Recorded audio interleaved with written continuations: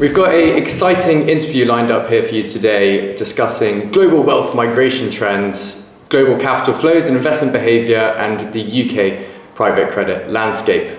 My name is Garett from the Shojin team, and I'm joined by Rillian Fawkes-Williams from the private clients team of Henley Partners, Stuart Wakeling, managing partner of UK and Africa for Henley Partners, and Jatin, Ondhia, co-founder and CEO of Shojin. So we're going to start with global wealth migration trends. Stuart, I'll ask you the first question, but before I get going, I'll start with a quote. So capital goes where it's welcome and stays where it's well treated, a trend which is becoming more and more relevant as more millionaires seem to migrate around the world. So Henley Partners has just released their global wealth migration report. Do you mind telling us a bit about that? So who is moving, where are they going, and why are they moving? Yes, it's a similar story to last year in terms of the bad news for the UK. This year we're predicting 16,500 millionaires, billionaires to leave the UK shores at some stage during 2025. That followed on from a prediction of 9,500 in 2024, and 3,500 in 2022, and 1,500 in 2021. So as you can see, there's a steady increase, which is not good news for the UK, obviously. But there's two factors that we need to consider. Obviously, all the reasons that our clients tell us why they're leaving the UK, that we'll call that the push. But unfortunately, we have no pull. So with the investor visa having been sort of eradicated for the last 3 and a bit years, we have no direct route to getting the elite and the wealthy into the UK.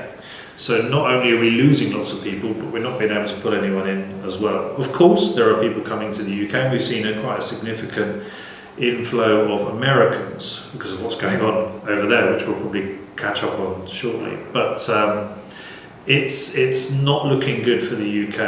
And this is not just an attack on labour. You know, we've seen this trend happening over the last 5 years. It's just that I think the labour installation and the perceived attack on the wealthy could well be the straw that broke the camel's back. Yeah, and obviously, Rillian, you're talking with your global clients. Obviously, we're based here in the UK. So what are the conversations that you're having globally, and for your kind of global clients, where are they moving to, and what is the reason that they're going? Yeah, certainly. So there's many factors, I believe, come into play in these conversations. So a lot of the time it's around political instability, tax reasons very heavily with the UK clients, as you can imagine, but even just quality of life. We have clients come to us and say, look, we're sick of the weather, we want this more relaxed lifestyle, we're coming up to those golden years, the retirement zone, and we just want that slower lifestyle. And I believe that perfect marriage that we're seeing at the moment is why these global citizens are popping up more and more regularly. As to your second question with regards to where they're moving to jurisdictions that are offering attractive lifestyles and very attractive routes. So the UAE, as you can imagine, being probably number one, if not number two at the moment, because for the tax purposes, let's not hide that, but also because of the ease to enter the country on a golden visa.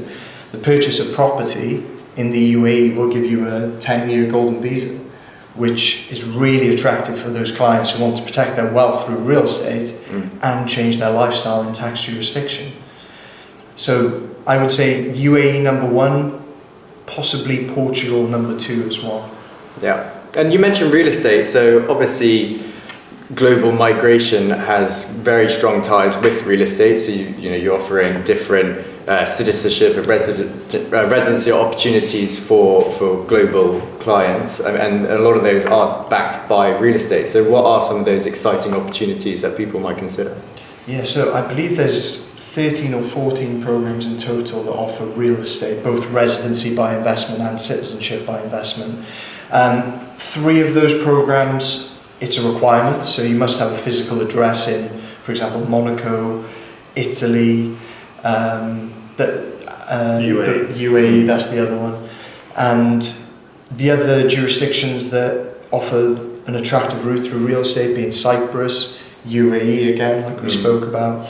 And then through citizenship by investment, you have Egypt, Turkey, and then the Caribbean, which is very popular amongst our clients from the global south. I think we're seeing that change a little bit though. Real estate has always been a big factor in residency and citizenship by investment, but so if we look back over the last few years, Portugal has taken away the real estate route, Spain has finished, Montenegro has finished, and the reasons for that, stated by the relevant governments in question, are that it affects the house prices. People, the locals, the naturalised population are being priced out of it. That's open for debate, but that's the reason why we're seeing real estate drop a little bit in terms of investment migration, and other ways of entering in the country are materialising, such as funds, charitable donations, business setups, etc.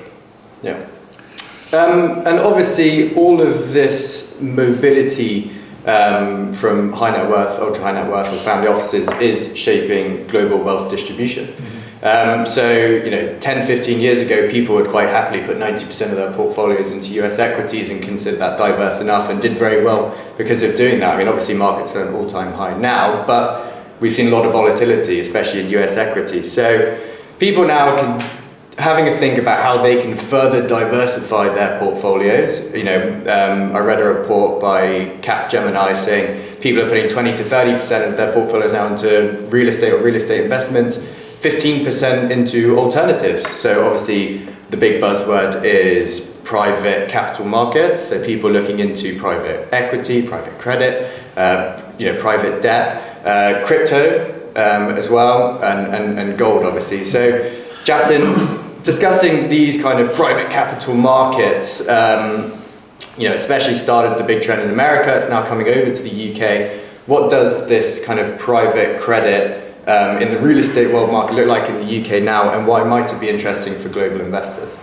Yeah, absolutely. The global investors, remember, they can put the money anywhere. So they're going to always look for not just best returns, but best risk-adjusted returns. So they're looking at a combination there.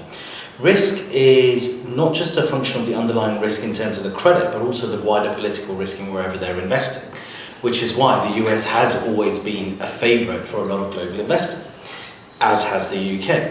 Now, the UK, for anyone who's been following UK politics for the last decade, I won't go into lots of detail, but suffice to say, it was a bit messy since about 2015, and that really put off a lot of international investors. And so they started putting more of their money into the US market away from the UK.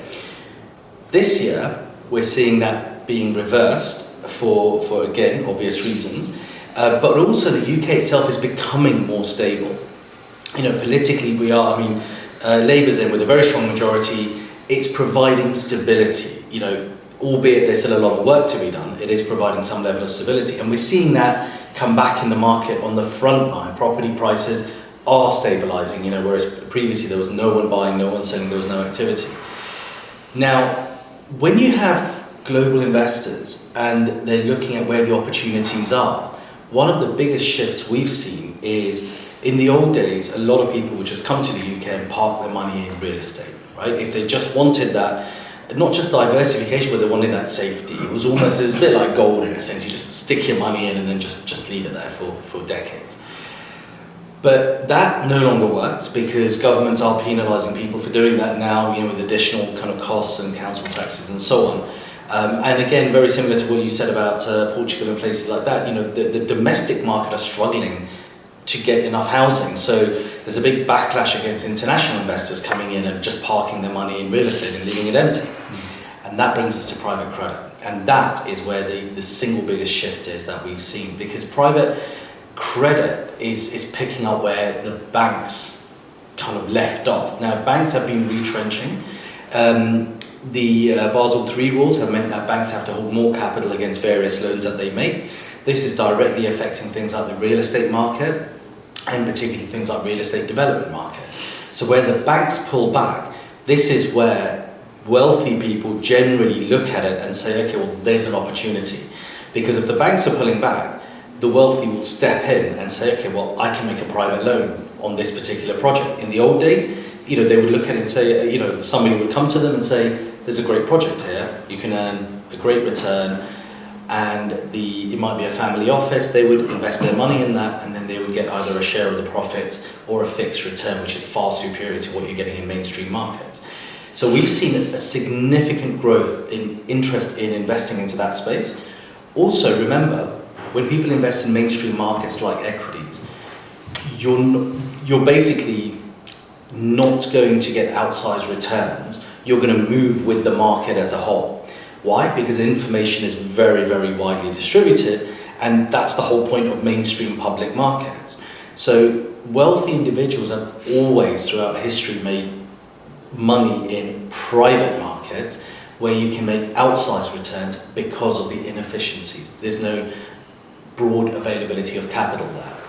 All we're seeing now is a bigger shift towards that because people are becoming more and more aware of the opportunities there.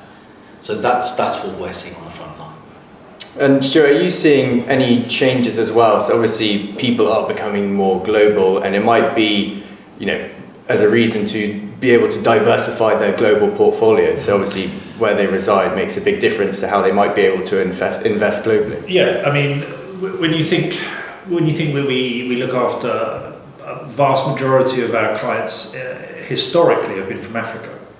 So let's put it into perspective. A Nigerian client who's made their money legitimately, passed all the relevant due diligence tests, they can embark on a citizenship or a residency that genuinely can change their life. As an example, Mr. Nigeria can travel to 45 countries without the need for a visa. That's it. The vast majority of them in Africa. So his business potential, his investment potential, his mobility potential is completely and utterly limited. He can invest in another country, such as the Caribbean, which we've seen quite a significant amount of interest from the African nations there.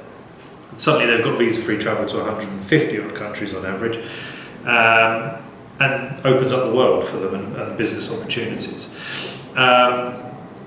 In terms of other changes, so we were always historically dealing with the uber wealthy. That's very much changed, and that's probably down to the fact that the programs are becoming more and more available to them. We're seeing more programs opening up. We're seeing the rules and regulations of those programs become slightly more obtainable. I'll give you a prime example. I had a friend of mine who sold his house in Kent purely so that he started to earn a bit more money, shipped himself off to Dubai, bought a 400,000, it's 2 million dirhams, so roughly 400,000 pounds worth of real estate. And he sat out there and he now suddenly doesn't give 45-50% of his income to the government. So we've seen that change as well. We've also seen quite a strong trend of Africans also looking to obtain European residencies. Historically, like I mentioned, they were doing a Caribbean citizenship, but now they're even looking at doing both, so that they have that European presence plus that travel tool, which is the Caribbean citizenship. Yeah. Sorry, Stuart, can I just ask a quick question on that?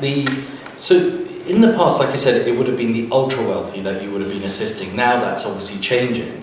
What is the average kind of net worth, if you like, of the individuals you're working with now? I don't know the exact figures, but if I was to look at my clients over the years, I've been here almost 9 years, if I was to look at the clients I've dealt with, I would say on average 10 million. Okay. Roughly.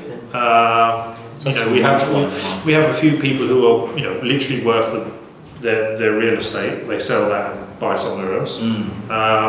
But we've also got guys who are worth tens of billions. It's I would say on average for me personally it would be about 10 million. If you were to take one of my colleagues, Troy, he's probably looking at clients with much higher values. All depends on where they're coming from and what programs they're looking at as well. So if we look at trends, we have multiple high-level millionaires and billionaires from the US looking at European citizenships, European residencies. Why are they looking at those programs? Because they're the most expensive. So they have the ability to afford those programs. Austria is anything up to sort of 9 million euros total cost.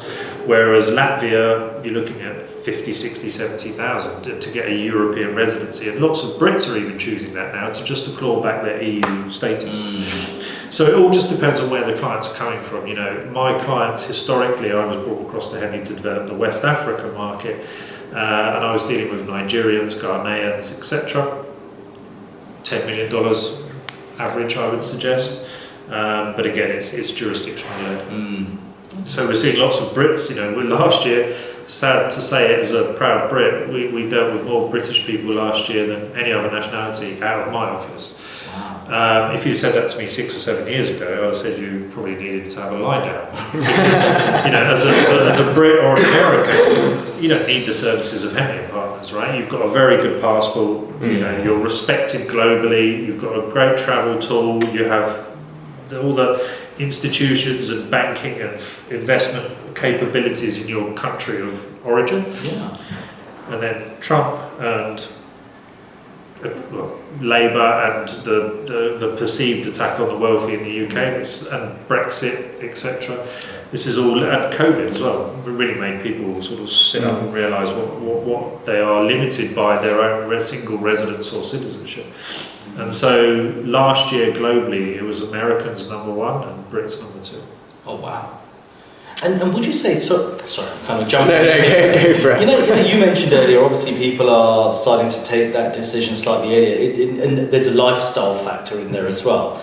So are people now just accelerating these shifts? So, you know, if they were always thinking, well, you know, when we retire, we'd like to move somewhere nice and sunny and whatever, but now with the attack on the taxation side as well, are they saying, well, we're going to do it at some point, let's just do it now? Is that why? Because the numbers have jumped up massively, haven't they, in the last 12 months? Yeah, certainly. We see a lot of next-gen millionaires exploring this option a lot earlier than our average clients, because they see somewhere like the UAE and they see potential and this attraction for investment and growth opportunities, and they tend to move a lot earlier. And the concern is that the age of our average client is slowly getting younger and younger, because the opportunities are so vast, because a lot of these programs are really swift and efficient. And if you have the money, why not consider a jurisdiction? And I think that's a key point as well. So the main driver for the British clients or the non-dom clients, the people who are living in the UK, let's put it that way, the main driver they tell us for wanting another residence or citizenship or a relocation is tax. That's the main driving factor. Or they've got a financial event coming up, or you know, they're worried about selling this business, or they're worried about their kids not getting the most of what he's earned over his many years. And so tax being the main driver, when the youngsters, I mean, we've got some of the team out there at the moment who are literally dealing with 24, 25, 26-year-olds who are earning lots of money, and when people start to earn lots of money, they start to get taxed quite a lot, and then they suddenly go, maybe there's a better option. And that's the concern for the UK, is because Mr. 27-year-old who goes to another jurisdiction to, you know, find himself a more favourable tax regime, he will then have his kids there, and it's another generation of the elite and the wealthy and the entrepreneurial and the business-minded that we're not going to have in this country. So it's not just now, it's the knock-on effect. And as we hear in the press regularly, 1%, the top 1% pay 29% of the tax in the UK. So for every one of those millionaires that leaves, we have to find a hell of a lot more people to pay tax. And just to put that into context, right, about this kind of next gen, obviously you guys speaking to people younger and younger and younger. So over the next 20 to 25 years, there's going to be a 83 trillion transfer of wealth from baby boomers to Gen X and Gen Z. So this is something obviously that everybody has to be considering. And when talking to relationship managers, you know, they're going to be changing their advisors, they're going to be changing the way they invest. So it's about 88% of next gen high net worths are considering alternatives more than their parents were. So what are you guys doing to start with? And then Jatin, I've got a question for you as well, to kind of really align yourselves with these younger, you know, high net worths, and is that a different conversation you're having with them to potentially your slightly older client? Not really. I mean, so if we look at how we find our business, about if we take it very sort of simple facts. About a third of the business comes through our online presence, about a third of our business comes from our existing clients, and about a third of our business comes from intermediaries. People refer us as banks, law firms, private client world. We can only deal with who we're put in front of, right? Or someone who comes to us. The simple fact is that we're seeing more younger people come to explore what we can offer.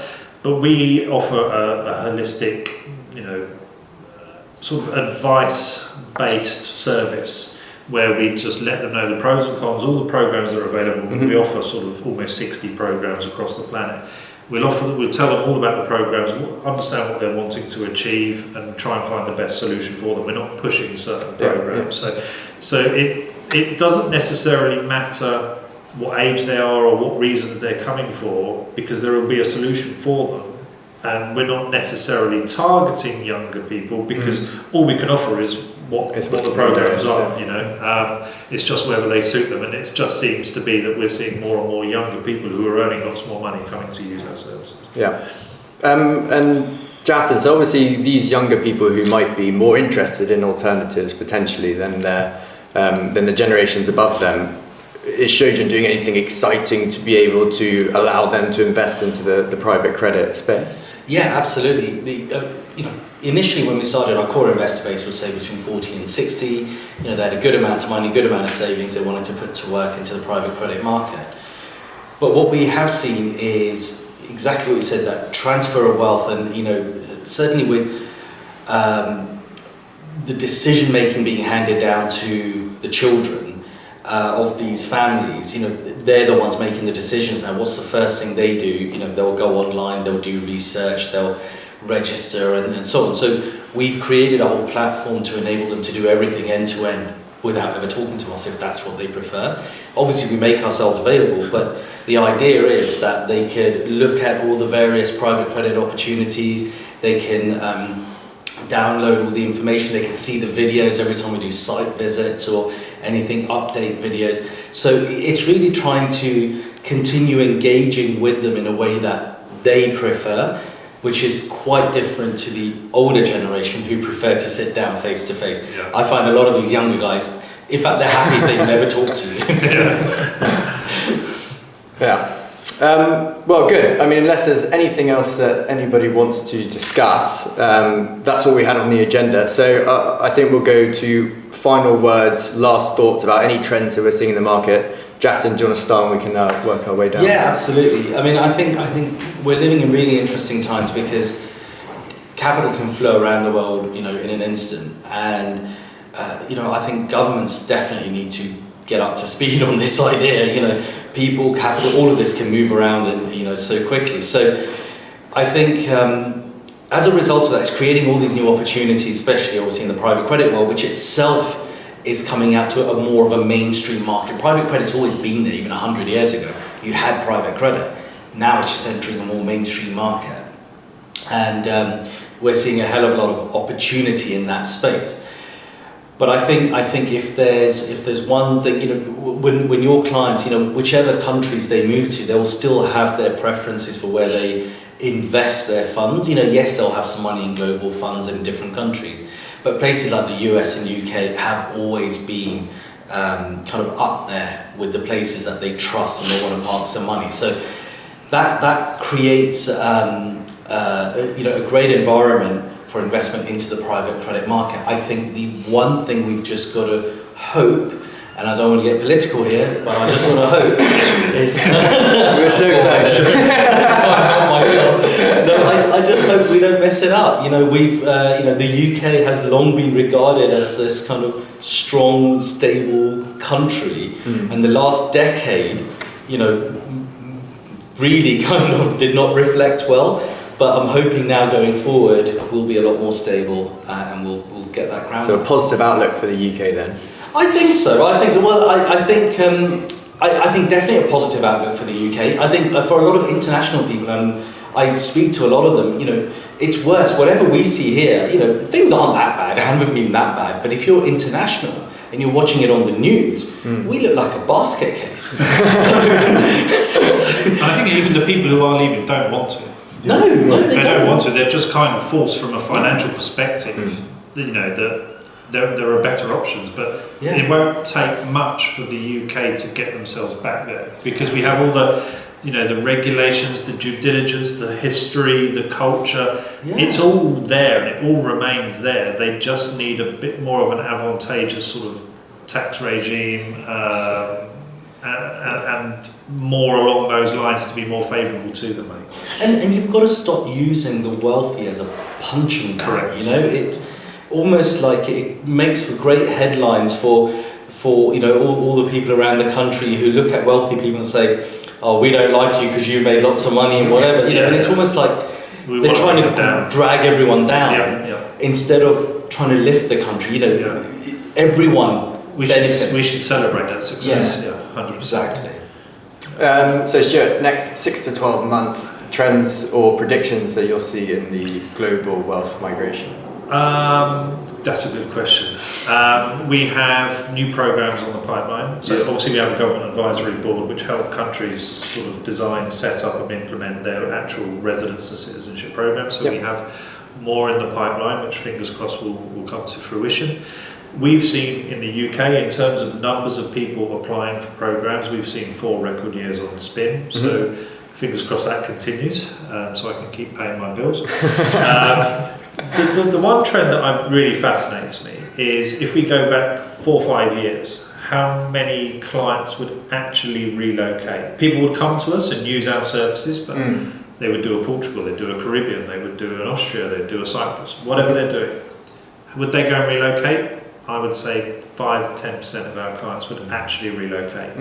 From 2023 onwards, those numbers are changing. So the vast majority of, especially the British clients that used our services last year, they're relocating.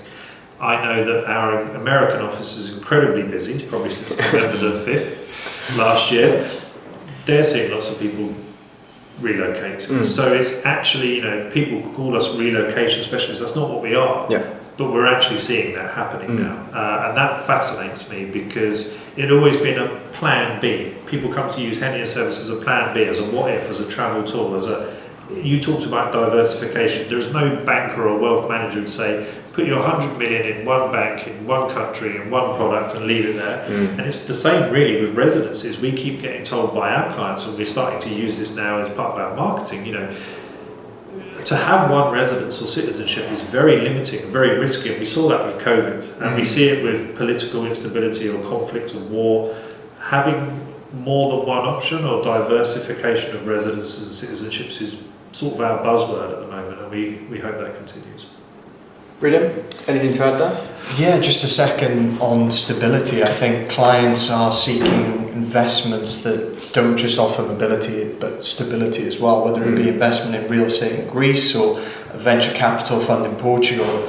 Investors just want to know that their money is safe, and the convergence between mobility and investment and stability is now becoming the norm, not the exception. And I think with the addition of the new programs, we're just going to see that trend increase over the years. Good. Well, thank you everybody for your time. Obviously, much appreciated. If you are interested in talking to Jatin or Stuart or Ridian, we'll make it very convenient to be able to reach out to them if you are interested in diversifying your global portfolio or investing in a citizenship or resident program. But again, guys, thank you very much. Very interesting, and I hope you guys enjoyed this interview. Thank you.